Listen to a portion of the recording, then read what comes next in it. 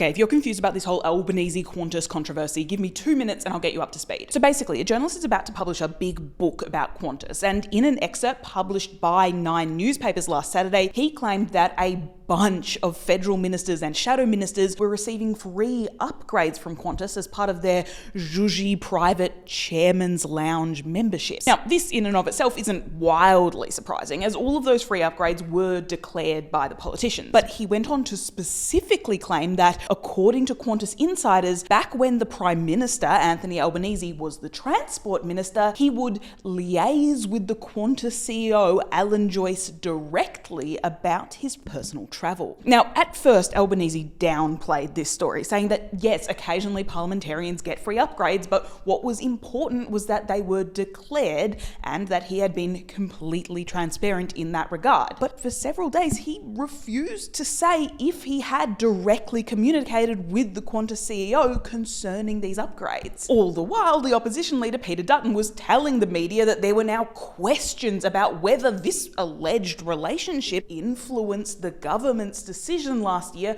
to reject a request from Qantas's competitor, Qatar Airlines, to fly extra services into Aussie capital cities. Albanese hit back at Dutton, calling it a pathetic attempt to create a headline, and pointed to Dutton accepting and declaring free flights from mining billionaire Gina Rinehart's company. When reporters asked Dutton if he had actively requested these flights, he said no. Then finally, on Thursday morning, Albanese's office put out a statement saying that no, Albanese did not contact Qantas CEO Alan Joyce by phone, email, text message, or any other direct means, and didn't contact Qantas's government relations executive either. So that's that, right? Well, not quite, because Dutton has now come out to say that, actually, wait, yeah, his office had reached out to Rinehart's company in order to request flights between Rockhampton, Sydney and Mackay to attend a Bali bombing memorial back in 2022. He said that his office was unable to secure commercial flights for that route, that the Albanese government wouldn't help him get a flight on a government plane, and that a charter flight would have cost 40 grand. Thus, the cheaper option for the taxpayer was for my office to speak to Mrs. Rinehart's office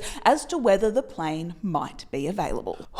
And now you are all up to date until the next chapter of this saga unfolds.